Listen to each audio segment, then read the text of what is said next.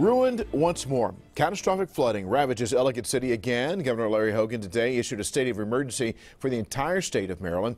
Yesterday's flash flood came in with a roar. Passing storms dropped inches of rain in a matter of hours, causing horrific flash flooding. It's now being described as being worse than the 2016 flooding that killed 2 people. Officials say at least 1 person remains missing. Fast-moving floodwaters rushed through the historic town, taking anything in its path.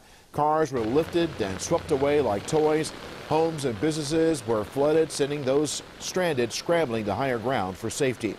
Here's a closer look at the damage from the WJZ drone. Right now, Ellicott City is drying out, but roads, sidewalks, and buildings are left in ruins from that powerful flooding. WJZ has a team of reporters covering the flooding in Ellicott City. We'll begin with Kimberly Eaton, who's been following the developments there all day. Kimberly. And Vic, first responders say they are still frantically searching for that one missing man, also telling us that they pulled 300 people out of the floodwaters and to safety yesterday. And behind us here, you can see just how dangerous that situation was. The power of the water, very evident. You can see where it crushed trees, lawn furniture, parts of buildings, sending all of that downstream and into this pileup of debris. From the air, a view of absolute destruction. On the ground, pavement crumbled under the weight and power of a river of murky water. Sunday turning Ellicott City's Main Street into a disaster zone. But you can't go onto Main Street. County Executive Alan Kittleman says the stretch stays closed Monday. The same street and sidewalks where flash flood shredded storefronts in 2016. They're devastated, as you can expect. They have gone through hell to get where they are today before this flood, and now they're facing it all again. A devastating deja vu for small business owners who watched their livelihoods washed away less than 2 years ago and 24 hours ago. There's nothing you can do about it, so I just watched the water taking stuff out. His comeback, floating away in minutes.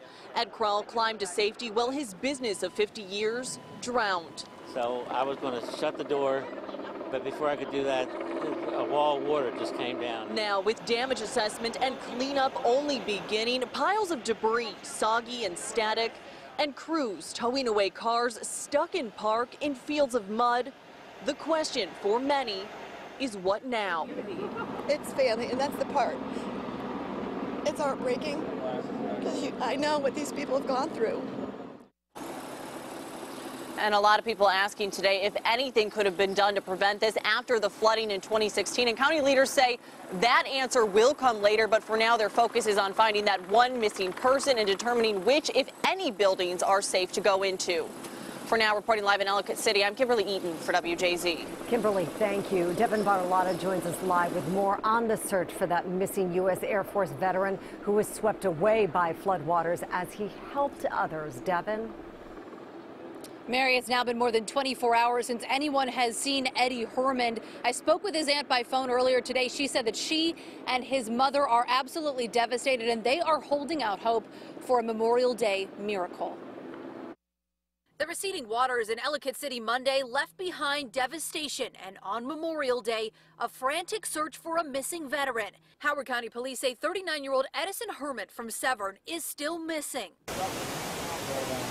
after trying to help a woman find her cat during Sunday night's devastating floods in Ellicott City. He, along with some other folks, went back to assist her, and unfortunately during that effort, they saw him go under the water and not surface.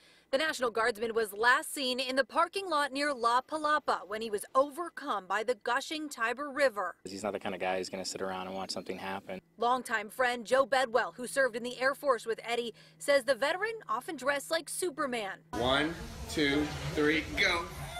And spent holidays with his family, now helpless but to wait for news. Always jovial, joking.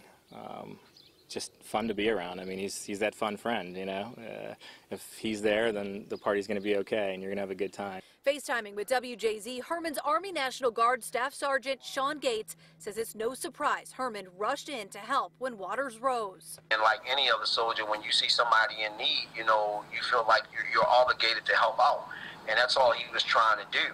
As rescue crews, friends, and family hold on to hope the 39-year-old might be found alive, it's not lost that this soldier's last act may have been serving his community. So, our hope and prayers are that he's just washed up somewhere or he's stuck somewhere and he can't, reach out for help. Search and rescue crews have already completed their first round of checks for him. They say they've checked homes and cars. The next step is bringing in canines and technology. They say right now nothing is off the table. Back to you.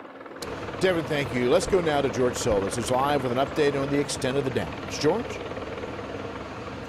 Yeah, Vic, it's really deja vu for a lot of home and business owners out here who feared that they would see this once again after 2016's flooding. And behind me, you can see many of them reliving the nightmare. Over a number of crews now staging out here after round-the-clock work of cleanup and restoration here in the area. You can really sense the disbelief among many of people who live here. And the big thing that they say is that this level of devastation, much worse than what we saw in 2016.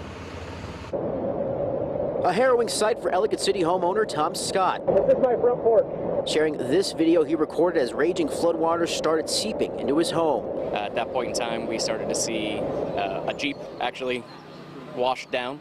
Tom lost everything in 2016's flooding. Sunday, he snapped these images of his escape and rescue.